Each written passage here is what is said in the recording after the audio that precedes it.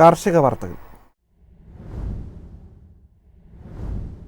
രാജ്യാന്തര മാർക്കറ്റുകളിൽ റബ്ബർ വില ഉയർന്നു തുടങ്ങി. സംസ്ഥാനത്ത് നാളികേര വിളവെടുപ്പ് സജീവം. ഏലം വിൽപ്പന ചൂടുപിടിക്കുന്നു. മികച്ച ഇനങ്ങൾ 3352 രൂപയിലും ഇടപാടുകൾ നടന്നു. സംസ്ഥാനത്ത് പകൽ താപനില പതിവിലും ഉയർന്നതിൽ കാർഷിക മേഖലയിൽ ആശങ്ക. അന്തരീക്ഷ താപനില ഗണ്യമായി ഉയരുന്നത് വിളകളെ ബാധിക്കും. മഴമേഘങ്ങളുടെ അസാന്നിധ്യം തിരിച്ചടിയാവുമെന്ന ഭീതിയിലാണ് കർഷകർ. തോട്ടമേഖലയിൽ ചൂട് കാഠിന്യമേറിയതോടെ മരങ്ങളിൽ ഇലപ്പൊഴിച്ചിൽ വ്യാപകമായി. ഇതിനിടയിൽ ടാപ്പിംഗിൽ പാൽ ലഭ്യത പല ഭാഗങ്ങളിലും പകുതിയായി ചുരുങ്ങി. സാധാരണ ജനുവരിയിൽ വിളവ് കൂടുകയാണ് പതിവ്. രാജ്യാന്തര മാർക്കറ്റുകളിൽ റബ്ബർ താഴ്ന്ന നിലവാരത്തിൽ നിന്നും ഉയർന്നു തുടങ്ങിയത് പ്രതീക്ഷ പകരുന്നു. ജപ്പാൻ അവധി വ്യാപാര കേന്ദ്രങ്ങളിൽ നിക്ഷേപകർ പിടിമുറുക്കുന്നത് കണ്ട് ബാങ്കോക്കിൽ ഷീറ്റ് 217 രൂപ വർദ്ധിച്ച് 18,670 രൂപയായി. കൊച്ചി, കോട്ടയം വിപണികളിൽ 4ാം ഗ്രേഡ് റബ്ബർ 18,500 രൂപയിൽ വിപണനം നടന്നു. ഉൽപാദന മേഖലയിൽ നടന്ന ഏലയ്ക്ക ലേലത്തിനെത്തിയ ചരക്ക് ചൂടപ്പം പോലെ വിറ്റഴിഞ്ഞു. ഉത്തരേന്ത്യയിലെ വൻകിട സ്റ്റോക്കിസ്റ്റുകളുടെ ഗോഡൌണുകളിൽ കരുതൽ ശേഖരം കുറഞ്ഞത് വാങ്ങൽ താൽപര്യം വർദ്ധിപ്പിച്ചു. ഗൾഫ് ഓർഡറുകൾ കരസ്ഥമാക്കിയ കയറ്റുമതിക്കാരും ഏലക്ക ലേലത്തിൽ സജീവമാണ്. മൊത്തം 61,848 കിലോഗ്രാം ചരക്ക് വന്നതിൽ 61,200 കിലോയും ലേലം കൊണ്ടു. ശരാശരി ഇനങ്ങൾ കിലോ 3,130 രൂപയിലും മികച്ച ഇനങ്ങൾ 3,352 രൂപയിലും ഇടപാടുകൾ നടന്നു. സംസ്ഥാനത്ത് നാളികേര വിളവെടുപ്പ് തുടങ്ങി. കഴിഞ്ഞ സീസണിൽ റെക്കോർഡ് വിലയിൽ വിറ്റഴിഞ്ഞ കൊപ്രയും പച്ചതേങ്ങയും നടപ്പ് സീസണിലും ഉണർവ് നിലനിർത്തുമെന്ന വിശ്വാസത്തിലാണ് കർഷകർ. അടുത്ത ആഴ്ച വിളവെടുപ്പ് ഊർജിതമാകും.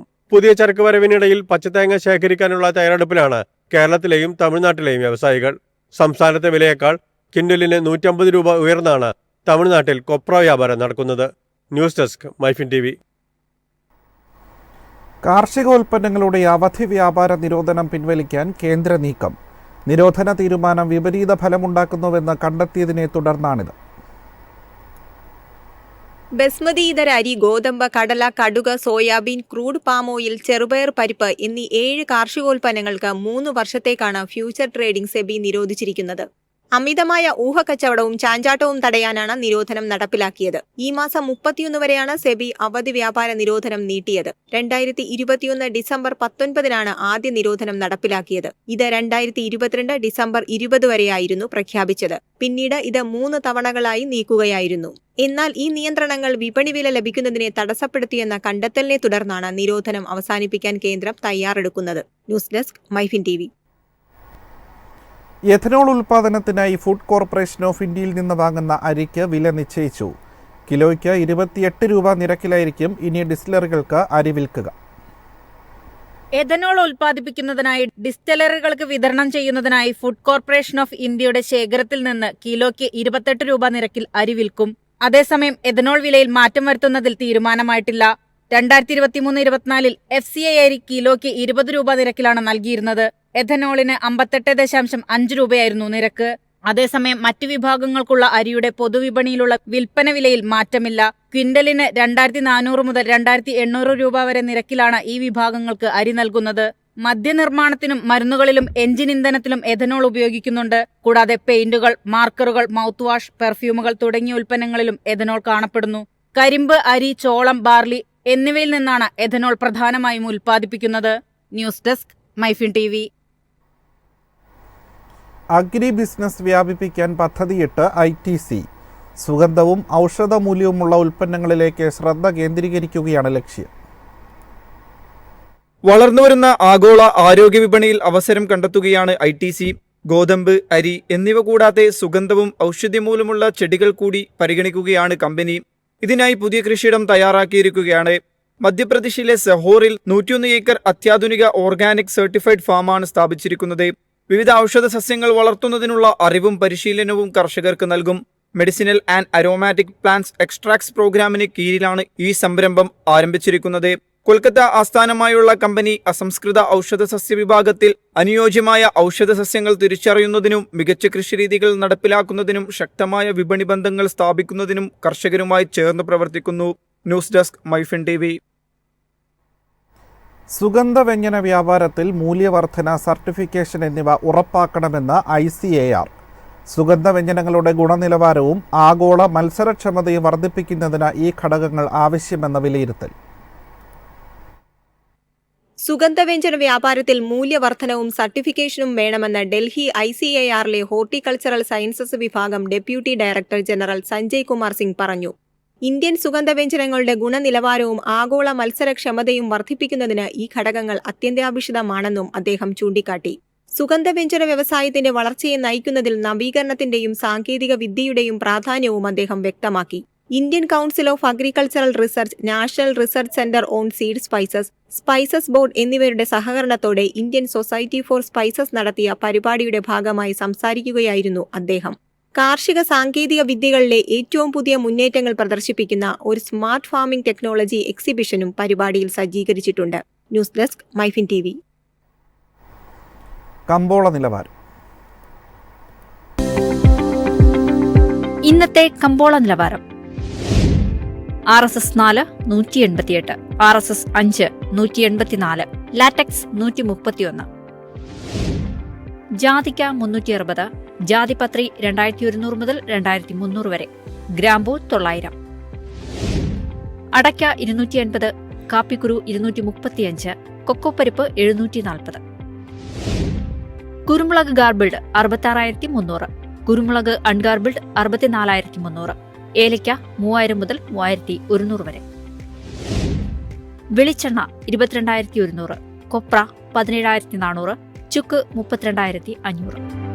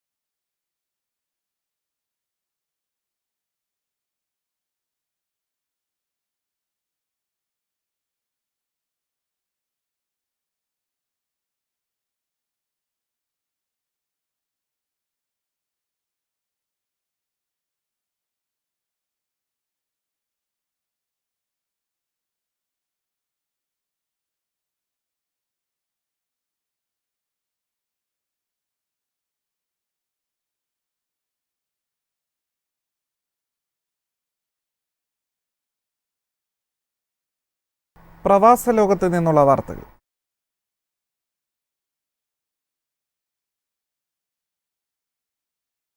ഏകീകൃത GCC കസ്റ്റംസ് താരിഫ് നടപ്പിലാക്കി ഖത്തർ. കൂടുതൽ കൃത്യതയോടെ ഉൽപ്പന്നത്തിന്റെ സ്ഥിതി വിവര കണക്കുകൾ അറിയാൻ പുതിയ താരിഫ് സഹായകമാകും. ജനുവരി 1 മുതലാണ് പുതിയ താരിഫ് പ്രാബല്യത്തിൽ വന്നത്. എല്ലാ GCC രാജ്യങ്ങളും ഈ താരിഫ് നടപ്പിലാക്കും. പഴയ 8 ഡിജിറ്റ് കോഡിന് പകരം 12 ഡിജിറ്റാണ് പുതിയ താരിഫിൽ ഉൾപ്പെടുത്തിയിരിക്കുന്നത്. കസ്റ്റംസ് ഡ്യൂട്ടി നിരക്ക്, താരിഫ് ഇതര തടസ്സങ്ങൾ തുടങ്ങി ഒട്ടനേകം ആവശ്യങ്ങൾക്കായി ഉൽപ്പന്നത്തെ തരംതിരിക്കാൻ ഇതുവഴി സാധിക്കും.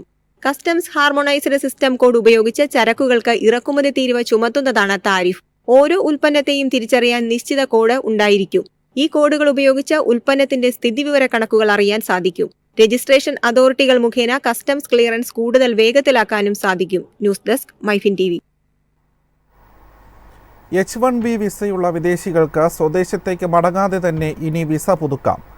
US-ൽ ജോലി ചെയ്യുന്ന ഇന്ത്യൻ പ്രൊഫഷണലുകൾക്ക് പ്രയോജനപ്രദമാണ് പുതിയ നടപടി. ഒരു വർഷം മുമ്പ് US സ്റ്റേറ്റ് ഡിപ്പാർട്ട്മെന്റ് ഈ പ്രക്രിയ പരീക്ഷിക്കുന്നതിനായി ഒരു പൈലറ്റ് പ്രൊജക്ട് ആരംഭിച്ചിരുന്നു. ഇത് വിജയകരമായതോടെയാണ് തീരുമാനം. ഇനി മുതൽ H1B വിസകൾ പുതുക്കുന്നതിന് അപേക്ഷകർ സ്വന്തം രാജ്യത്തേക്ക് മടങ്ങേണ്ടി വരില്ല. ഈ വിസ പ്രോഗ്രാമിന് കീഴിലുള്ള പ്രൊഫഷണലുകൾ ഉയർത്തിയ ദീർഘകാല ആശങ്കയായിരുന്നു ഇത്. വിസയുമായി ബന്ധപ്പെട്ട പുതിയ നടപടികൾ ഈ വർഷം ആരംഭിക്കുമെന്ന് സ്ഥിരീകരിച്ചിട്ടുണ്ടെങ്കിലും ഔദ്യോഗികമായി ആരംഭിക്കുന്ന തീയതി ഇതുവരെ പ്രഖ്യാപിച്ചിട്ടില്ല. H1B വിസയെക്കുറിച്ചും അമേരിക്കൻ പൗരന്മാർക്ക് തൊഴിൽ വിപണിയിലെ സ്വാധീനത്തെക്കുറിച്ചും തീവ്രമായ ചർച്ചകൾ നടക്കുന്ന സമയത്താണ് ഇത്തരത്തിലൊരു വിസ പുതുക്കൽ നടപടിയെന്നതും മറ്റൊരു പ്രത്യേകതയാണ്. ടെക്നോളജി, എഞ്ചിനീയറിംഗ്, മെഡിസിൻ, ഫിനാൻസ് തുടങ്ങിയ മേഖലകളിൽ വിദേശ തൊഴിലാളികളുടെ പ്രവേശനം സുഗമമാക്കുന്ന H1B വിസ പ്രോഗ്രാം US രാഷ്ട്രീയത്തിൽ ചർച്ചകൾക്ക് തുടക്കമിട്ടിട്ടുണ്ട്. വിദേശ തൊഴിലാളികൾ, പ്രത്യേകിച്ച് ഇന്ത്യയിൽ നിന്നുള്ളവർ ജോലിക്കായി US പൗരന്മാരുമായി മത്സരിക്കുന്നുണ്ടെന്ന് വിമർശകർ വാദിക്കുന്നു. News desk MyFin TV. അന്താരാഷ്ട്ര വിമാനങ്ങൾ ബുക്ക് ചെയ്യുന്നതിന് പാർട്ട് പേയ്മെന്റ് ഓപ്ഷൻ അവതരിപ്പിച്ച് മേക്ക് മൈ ട്രിപ്പ്. യാത്രക്കാർക്ക് ടിക്കറ്റ് നിരക്കിന്റെ 10 മുതൽ 40% വരെ മുൻകൂട്ടി അടയ്ക്കാം. ഓൺലൈൻ ട്രാവൽ കമ്പനിയായ മേക്ക് മൈ ട്രിപ്പ് ടിക്കറ്റ് നിരക്കിന്റെ 10 മുതൽ 40% വരെ മാത്രം മുൻകൂറായി അടച്ച ഉപഭോക്താക്കളെ അവരുടെ ബുക്കിംഗ് സ്ഥിരീകരിക്കാൻ അനുവദിക്കുന്നു. ബാക്കിയുള്ള തുക യാത്രാ തീയതിക്ക് മുമ്പോ അല്ലെങ്കിൽ ബുക്കിംഗ് കഴിഞ്ഞ് 45 ദിവസത്തിനുള്ളിലോ അടയ്ക്കാം. മുൻകൂറായി നൽകേണ്ട തുക എയർലൈൻ, യാത്രാ മേഖല, ബുക്കിംഗ് ടൈം ലൈൻ തുടങ്ങിയ ഘടകങ്ങളെ ആശ്രയിച്ചിരിക്കും. പുതിയ സാങ്കേതികവിദ്യ കൂടുതൽ സൗകര്യത്തോടെ അന്താരാഷ്ട്ര വിമാനങ്ങൾ ബുക്ക് ചെയ്യാൻ ഇന്ത്യക്കാരെ പ്രാപ്തരാക്കുന്നു. പാർട്ട് പേയ്മെന്റ് ഓപ്ഷൻ ഉപയോഗിക്കുന്ന യാത്രക്കാർ മുഴുവൻ പേയ്മെന്റും പൂർത്തിയാക്കിയ ശേഷം അവരുടെ സ്ഥിരീകരിച്ച ബുക്കിംഗുകൾ പരിഷ്കരിക്കാനാകും. ഉയർന്ന മൂല്യമുള്ള ടിക്കറ്റുകൾ ബുക്ക് ചെയ്യുന്നവർക്ക് ഈ സവിശേഷത പ്രത്യേകിച്ചും പ്രയോജനകരമാണ്. ഉൽപ്പന്നങ്ങൾ വാങ്ങിയ ശേഷം പിന്നീട് പണമടയ്ക്കാൻ ഉപഭോക്താക്കളെ നിരവധി പ്ലാറ്റ്ഫോമുകൾ അനുവദിക്കുന്നുണ്ട്. ഇ-കൊമേഴ്സ് പ്ലാറ്റ്ഫോമുകളായ മിന്ത്ര, സ്നാപ്ഡീൽ, അജിയോ എന്നിവ ലേസി പേ പോലുള്ള ഫിൻടെക് സ്ഥാപനങ്ങളുടെ പങ്കാളിത്തത്തോടെ സമാന ഓപ്ഷനുകൾ വാഗ്ദാനം ചെയ്യുന്നു. News desk MyFin TV. UAE-യിൽ പേറ്റന്റ് രജിസ്ട്രേഷനുള്ള സമയം 42 മാസത്തിൽ നിന്ന് 6 മാസമാക്കി കുറച്ചു. പേറ്റന്റ് ഹൈവ് എന്ന പദ്ധതി തയ്യാറാക്കിയാണ് രജിസ്ട്രേഷൻ വേഗത്തിലാക്കുന്നത്. പേറ്റന്റുകളുടെ അംഗീകാര നിരക്ക് വർദ്ധിപ്പിക്കുന്നതിനും നവീകരണത്തെ പ്രോത്സാഹിപ്പിക്കുന്നതിനും പേറ്റന്റ് അപേക്ഷകൾ സമർപ്പിക്കാൻ പ്രതിഭകളെ പ്രചോദിപ്പിക്കുന്നതിനുമായി UAE-യുടെ സാമ്പത്തിക മന്ത്രാലയം അടുത്തിടെ പേറ്റന്റ് ഹൈവ് സംരംഭം ആരംഭിച്ചു. രജിസ്ട്രേഷൻ ചെലവുകൾ കുറയ്ക്കുകയും പേറ്റന്റിംഗ് പ്രക്രിയ ത്വരിതപ്പെടുത്തുകയും ചെയ്യുന്നതിലൂടെ UAE-യിൽ രജിസ്റ്റർ ചെയ്ത പേറ്റന്റുകളുടെ എണ്ണത്തിൽ ഗണ്യമായ വർധന വരുത്താൻ സാധിക്കും. പ്രധാന സാമ്പത്തിക മേഖലകളിലുടനീളം മികച്ച ആശയങ്ങളുള്ള വ്യക്തികളെ ആകർഷിക്കുന്നതിനായി രൂപകൽപ്പന ചെയ്തിരിക്കുന്ന ഈ സംരംഭം UAE-ക്ക് മുതൽക്കൂട്ടാകും. നിലവിൽ 4481 പേറ്റന്റുകളാണ് രജിസ്റ്റർ ചെയ്തിരിക്കുന്നത്. 2026ഓടെ രജിസ്റ്റർ ചെയ്ത പേറ്റന്റുകളുടെ എണ്ണം 6000-ആയി ഉയർത്താനും ഈ സംരംഭം ലക്ഷ്യമിടുന്നുണ്ട്. ഇത് നവീകരണത്തിന്റെ ആഗോള കേന്ദ്രമെന്ന നിലയിൽ UAE-യുടെ സ്ഥാനം ശക്തിപ്പെടുത്തുന്നു. അതേസമയം വിദ്യാർത്ഥികളുടെയും 21 വയസ്സിൽ താഴെയുള്ള ഗവേഷകരുടെയും പേറ്റന്റ് രജിസ്ട്രേഷൻ ഫീസ് ഒഴിവാക്കിയിട്ടുണ്ട്. പേറ്റന്റിന് അപേക്ഷിക്കുന്നവരെ ആകർഷിക്കാനാണിതെന്ന് സാമ്പത്തിക മന്ത്രാലയം അറിയിച്ചു. News desk MyFin TV. വിവിധ വിസ നിയമലംഘനങ്ങൾക്ക് കുവൈറ്റിൽ നിന്ന് നാടുകടത്തിയത് 35,000 പ്രവാസികളെ. നിയമലംഘകർക്കെതിരെ കർശന നടപടി തുടരുമെന്ന് അധികൃതർ അറിയിച്ചു. താമസ കാലാവധി കഴിഞ്ഞവരാണ് നാടുകടത്തപ്പെട്ടവരിൽ ഭൂരിഭാഗവും. ഇവർക്ക് ഇനി കുവൈറ്റിലേക്ക് മടങ്ങി വരാനാവില്ല. നാടുകടത്തപ്പെട്ടവരിൽ വിവിധ രാജ്യങ്ങളിൽ നിന്നുള്ള പുരുഷന്മാരും വനിതകളും ഉൾപ്പെടുന്നു. രാജ്യത്ത് ബയോമെട്രിക് സംവിധാനം നടപ്പിലാക്കിയതിനാൽ നിയമലംഘകരെ എളുപ്പത്തിൽ കണ്ടെത്താനാകും. താമസ നിയമലംഘകർക്കെതിരെ കർശന നടപടികൾ തുടരുമെന്ന് ആഭ്യന്തര മന്ത്രാലയം അറിയിച്ചു. നാടുകടത്തലിനായി കാത്തിരിക്കുന്ന പ്രവാസികളുടെ നടപടിക്രമങ്ങൾ വേഗത്തിലാക്കാൻ അധികൃതർ മികച്ച രീതിയിലുള്ള പ്രവർത്തനമാണ് കാഴ്ചവെക്കുന്നത്. News desk MyFin TV.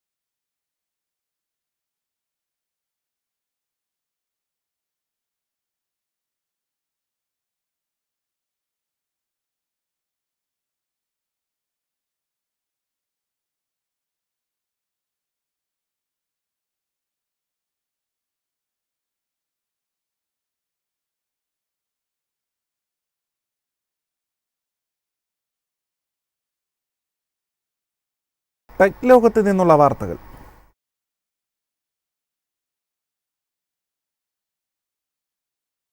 ISROയുടെ പുതിയ ചെയർമാനായി ഡോക്ടർ വി നാരായണനെ നിയമിച്ചു. കന്യാകുമാരി സ്വദേശിയായ നാരായണൻ നിലവിൽ LPSC ഡയറക്ടറാണ്. ബഹിരാകാശ വകുപ്പ് സെക്രട്ടറി, ബഹിരാകാശ കമ്മീഷൻ ചെയർമാൻ എന്നീ ചുമതലകൾ അദ്ദേഹത്തിനുണ്ടാകും. നാഗർകോവിൽ സ്വദേശിയാണെങ്കിലും ഡോക്ടർ വി നാരായണൻ തിരുവനന്തപുരത്താണ് പഠിച്ചതും വളർന്നതും. GSLV മാർക്ക് 3ന്റെ C-25 ക്രയോജനിക് എഞ്ചിൻ വികസനത്തിൽ നിർണായക പങ്കുവഹിച്ച ശാസ്ത്രജ്ഞൻ കൂടിയാണ് അദ്ദേഹം. ഇന്ത്യയുടെ ഏറ്റവും കരുത്തനായ വിക്ഷേപണ വാഹനമായ LVM-3യുടെ നിർണായക ഭാഗമാണ് ഈ എഞ്ചിൻ. ചന്ദ്രയാൻ 2 ലാൻഡിംഗ് ദൗത്യത്തിന്റെ പരാജയം പഠിക്കാൻ നിയോഗിക്കപ്പെട്ട സമിതിയുടെ ചെയർമാൻ കൂടിയായിരുന്നു ഇദ്ദേഹം. ഏകദേശം 4 പതിറ്റാണ്ടോളം നീണ്ട കരിയറിനൊപ്പം ISROയിൽ അദ്ദേഹം വിവിധ പ്രധാന സ്ഥാനങ്ങൾ വഹിച്ചിട്ടുണ്ട്.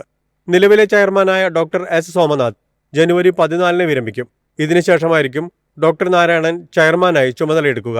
News desk, MyFin TV. Laptop സാങ്കേതികവിദ്യയിൽ പുത്തൻ അധ്യായം കുറിച്ച് ലെനോവോ.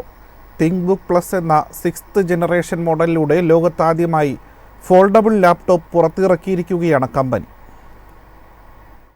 റോളബിൾ ലാപ്ടോപ്പ് സംബന്ധിച്ച പ്രഖ്യാപനം നടത്തി 2 വർഷത്തിനുള്ളിൽ തന്നെ ഉൽപ്പന്നം വിപണിയിൽ അവതരിപ്പിച്ച ലെനോവോ പുതുചരിത്രത്തിന് തുടക്കം കുറിച്ചു. ഘടനയിൽ സാധാരണ ലാപ്ടോപ്പുമായി വലിയ വ്യത്യാസമില്ലെങ്കിലും മറ്റ് സവിശേഷതകൾ കൊണ്ട് തീർത്തും വ്യത്യസ്തമാണ് തിങ്ക്ബുക്ക് പ്ലസ്. ജസ്റ്റർ ഫീച്ചറോടെ വലിപ്പം വിപുലീകരിച്ച് 17.7 ഇഞ്ച് വരെ വർദ്ധിപ്പിക്കുവാനും ചുരുക്കുവാനും കഴിയുന്ന OLED ഡിസ്പ്ലേ ഉപഭോക്താവിന് തീർത്തും ടച്ച് ഫ്രീ അനുഭവം ലഭ്യമാക്കും. 14 ഇഞ്ച് പാനലിൽ 50% സ്ക്രോളബിൾ സ്പേസും അധികമായുണ്ട്. 400 നൈറ്റ്സ് ബ്രൈറ്റ്നസ് ഉളവാക്കുന്ന വെർട്ടിക്കൽ സ്ക്രീനിൽ 120 ഹെർട്സ് റിഫ്രഷ് റേറ്റും നൽകുന്നു. 32 GB വരെ റാമും 1 TB സ്റ്റോറേജുമുള്ള ഇന്റൽ കോർ അൾട്രാ സീരീസ് 2 ചിപ്സെറ്റാണ് തിങ്ക്ബുക്ക് പ്ലസിൽ ക്രമീകരിച്ചിരിക്കുന്നത്. ഒപ്പം 5 മെഗാപിക്സൽ ക്യാമറ, 66 വാട്ട് അവർ ബാറ്ററിയുമുണ്ട്. 3 ലക്ഷം മുതലാണ് ലാപ്പിന്റെ പ്രാരംഭ വിലയെന്നാണ് സൂചന. ലാപ്ടോപ്പ് വ്യവസായത്തെ പുത്തൻ കുതിച്ചുചാട്ടത്തിലേക്ക് നയിക്കുന്നതാണ് ലെനോവോ അവതരിപ്പിച്ചിരിക്കുന്ന ഫോൾഡബിൾ സാങ്കേതികവിദ്യ. News desk, MyFin TV. തപാൽ വകുപ്പിന്റെ പേരിൽ ഓൺലൈൻ തട്ടിപ്പുകൾ വ്യാപകമായതോടെ മുന്നറിയിപ്പുമായി അധികൃതർ. കേന്ദ്ര സർക്കാർ സബ്സിഡികൾ വിതരണം ചെയ്യുന്നു എന്ന വ്യാജേനയാണ് തട്ടിപ്പ്. വ്യാജ ലിങ്കുകളിൽ ക്ലിക്ക് ചെയ്ത പലർക്കും പണം നഷ്ടമായതോടെ മുന്നറിയിപ്പുമായി തപാൽ വകുപ്പ് തന്നെ രംഗത്തെത്തുകയായിരുന്നു. തട്ടിപ്പുകാർ നിർമ്മിച്ച വ്യാജ ലിങ്കുകളിൽ ക്ലിക്ക് ചെയ്യിപ്പിച്ച് ഫോണിന്റെയും കമ്പ്യൂട്ടറിന്റെയും നിയന്ത്രണം കൈക്കലാക്കി അക്കൗണ്ടുകളിൽ നിന്ന് പണം കവരുന്നതാണ് തട്ടിപ്പ് രീതി. ലിങ്കിൽ ക്ലിക്ക് ചെയ്യുന്നതോടെ ഇന്ത്യ പോസ്റ്റിന്റെ ലോഗോയും ചിത്രങ്ങളും അടങ്ങിയ വെബ്സൈറ്റ് തെളിയും. തപാൽ വകുപ്പിന്റെ സന്ദേശമാണെന്ന് കരുതി ആവശ്യപ്പെട്ട വിവരങ്ങൾ നൽകി കഴിയുമ്പോൾ സമ്മാനം ലഭിക്കാൻ തന്നിട്ടുള്ള ചിത്രങ്ങളിൽ ക്ലിക്ക് ചെയ്യാൻ ആവശ്യപ്പെടും. ഇതു ചെയ്താൽ വൻതുകയോ കാറോ സമ്മാനമായി ലഭിച്ചെന്ന് അറിയിക്കും. സമ്മാനം ലഭിക്കാൻ നൽകിയിട്ടുള്ള ലിങ്ക് 4 വാട്സപ്പ് ഗ്രൂപ്പുകളിലേക്കോ അല്ലെങ്കിൽ 20 വാട്സപ്പ് നമ്പറിലേക്കോ അയക്കാൻ ആവശ്യപ്പെടും. തുടർന്ന് bank account, Aadhaar card, photo, phone number തുടങ്ങിയവ ആവശ്യപ്പെടും.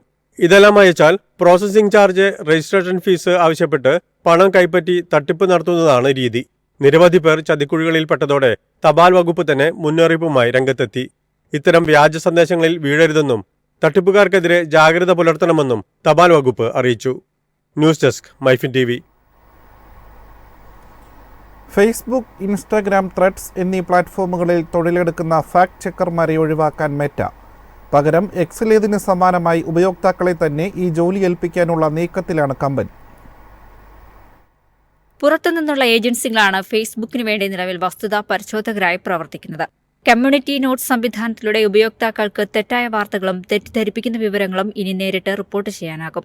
രാഷ്ട്രീയ വിവാദങ്ങൾ ഉൾപ്പെടെയുള്ള വിഷയങ്ങളിലെ പോളിസി വയലേഷനുകൾക്കെതിരെയുള്ള നടപടി ഇനി ഉപയോക്താക്കൾ റിപ്പോർട്ട് ചെയ്തതിനു ശേഷമാകും സ്വീകരിക്കുക. തീരുമാനം ഉപയോക്താക്കൾക്ക് കൂടുതൽ അഭിപ്രായ സ്വാതന്ത്ര്യം നൽകുമെന്നാണ് കമ്പനി പ്രതീക്ഷിക്കുന്നത്. നേരത്തെ നടപ്പാക്കിയിരുന്ന നിയമത്തിലൂടെ ദോഷകരമല്ലാത്ത ഒരുപാട് ഉള്ളടക്കങ്ങൾ സെൻസർ ചെയ്യപ്പെടുന്നതായും ചില ആളുകൾക്ക് അനാവശ്യമായ വിലക്കുകൾ നേരിടുന്ന സാഹചര്യമുണ്ടാക്കിയെന്ന കണ്ടെത്തലും പുതിയ തീരുമാനത്തിലേക്ക് എത്തിച്ചു. ഇത്തരം സംഭവങ്ങൾ ആവർത്തിക്കാതിരിക്കാനാണ് മെറ്റയുടെ പുതിയ തീരുമാനം. 2021 മുതൽ ഉപയോക്താക്കളുടെ ഫീഡുകളിൽ വരുന്ന രാഷ്ട്രീയ ഉള്ളടക്കമുള്ള പോസ്റ്റുകളുടെ അളവ് കുറയ്ക്കാൻ മെറ്റ നടപടികളെടുത്തിരുന്നു. എന്നാൽ ഇനി ഫീഡിലെ മറ്റേതൊരു പോസ്റ്റുകളെയും പോലെ തന്നെ രാഷ്ട്രീയ ഉള്ളടക്കമുള്ള പോസ്റ്റുകളും ഇനി മെറ്റ പരിഗണിക്കും. ഇത് ആഴ്ചകൾക്കുള്ളിൽ തന്നെ നടപ്പിലാക്കുമെന്നും അവർ അറിയിച്ചു. News desk, MyFin TV. മുൻനിര ഇലക്ട്രോണിക്സ് ഉപകരണ നിർമ്മാതാക്കളായ സോണിയും ജാപ്പനീസ് വാഹന നിർമ്മാതാക്കളായ ഹോണ്ടയും സംയുക്തമായി വികസിപ്പിച്ച ഇലക്ട്രിക് കാറായ അഫീലിയുടെ ആദ്യ പ്രദർശനം നടന്നു. ലാസ് വേഗസിൽ നടന്ന കൺസ്യൂമർ ഇലക്ട്രോണിക്സ് ഷോയിലാണ് അഫീല പ്രദർശനത്തിനെത്തിയത്. ജനുവരി 7-ന് വാഹനത്തിന്റെ ബുക്കിംഗ് ആരംഭിച്ചതിന് പിന്നാലെയാണ് കാർ പ്രദർശനത്തിനെത്തിയത്. 5 വർഷം കൊണ്ടാണ് ഇലക്ട്രിക് വാഹനമായ അഫീലയുടെ നിർമ്മാണം പൂർത്തിയാക്കിയതെന്നാണ് റിപ്പോർട്ടുകൾ. അഫീല 1 ഒറിജിൻ, അഫീല 1 സിഗ്നേച്ചർ എന്നീ 2 വേരിയന്റുകളിലെത്തുന്ന ഈ ഇലക്ട്രിക് സെഡാന് യഥാക്രമം 76.39 ലക്ഷവും 88.32 ലക്ഷവുമാണ് എക്സ് ഷോറൂം വില. 3 വർഷത്തെ സബ്സ്ക്രിപ്ഷൻ പ്ലാൻ ഉൾപ്പെടെയായിരിക്കും അഫീല പുറത്തിറങ്ങുക. AI അധിഷ്ഠിത ഫീച്ചറുകൾ, ലെവൽ 2 അഡാസ് സുരക്ഷാ സംവിധാനങ്ങൾ, സാങ്കേതിക വിദ്യയിൽ അധിഷ്ഠിത ഫീച്ചറുകൾ എന്നിവയായിരിക്കും സബ്സ്ക്രിപ്ഷൻ പ്ലാനിൽ നൽകുന്നത്. ഒറ്റത്തവണ ചാർജിൽ 482 കിലോമീറ്റർ സഞ്ചരിക്കാൻ സാധിക്കുമെന്നാണ് സോണി ഹോണ്ട മൊബിലിറ്റിയുടെ അവകാശവാദം. അഫീലയുടെ ഉയർന്ന വേരിയന്റായ സിഗ്നേച്ചർ 2026-ൽ ഉപയോക്താക്കൾക്ക് കൈമാറാൻ സാധിക്കുമെന്നാണ് വിവരം. എന്നാൽ ഒറിജിൻ പതിപ്പിന്റെ വിതരണം 2027ഓടെയായിരിക്കും ആരംഭിക്കുക. കോർ ബ്ലാക്ക് നിറത്തിലാണ് അഫീല ഒരുങ്ങിയിരിക്കുന്നത്. ക്ലോസ്ഡ് ഗ്രിൽ, കണക്റ്റഡ് DRL, വീതി കുറഞ്ഞ ഹെഡ്ലാമ്പ്, EV അലോയ് വീലുകൾ, ചാഞ്ഞിറങ്ങുന്ന റൂഫ് തുടങ്ങിയവയാണ് ഡിസൈൻ സവിശേഷതകൾ. ഡാഷ്ബോർഡ് നിറയുന്ന സ്ക്രീൻ, ഓട്ടോണമസ് ഡ്രൈവിംഗ് സാധ്യമാക്കുന്നതിനായി 40 സെൻസറുകളും ക്യാമറകളും, ഓഗ്മെന്റഡ് റിയാലിറ്റിയുടെ സഹായത്തോടെയുള്ള വെർച്വൽ വേൾഡ് ഡ്രൈവിംഗ് എക്സ്പീരിയൻസ് തുടങ്ങിയവ അഫീലയെ മറ്റ് വാഹനങ്ങളിൽ നിന്ന് വ്യത്യസ്തമാക്കും. News desk, MyFin TV.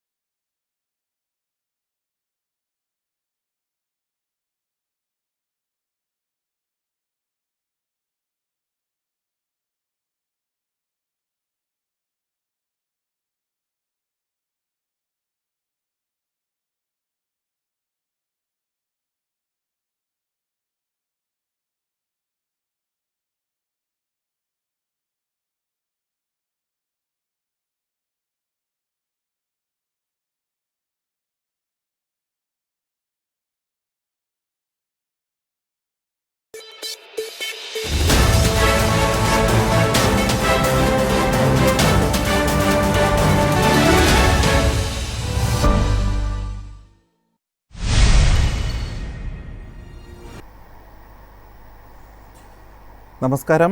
Evening business ന്യൂസിലേക്ക് സ്വാഗതം. പ്രധാന വാർത്തകൾ. ധനക്കമ്മി 4.98% ഉയരുമെന്ന വിദഗ്ധർ. സാമ്പത്തിക വളർച്ച പ്രതീക്ഷിച്ചതിലും താഴേക്കെന്ന് മുന്നറിയിപ്പ്. ഇന്ത്യൻ സമ്പദ്വ്യവസ്ഥ 6.8% വളർച്ച കൈവരിക്കുമെന്ന് ബാങ്ക് ഓഫ് ബറോഡ. നിലവിലെ വളർച്ച മന്ദഗതിയിലായിരിക്കുമെന്നും റിപ്പോർട്ട്. സാമ്പത്തിക മാന്ദ്യം തടയാൻ നടപടികളുമായി കേന്ദ്രം. നികുതികളും നിരക്കുകളും വെട്ടിക്കുറച്ചേക്കും.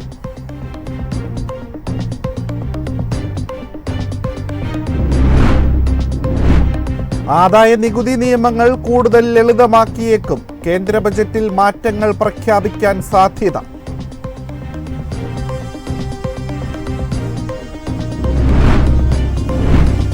രൂപയുടെ മൂല്യമിടിയുന്നത് തടയാൻ RBI നീക്കം. വിനിമയ നിരക്ക് നയത്തിൽ കടുത്ത നടപടികൾക്ക് സാധ്യത.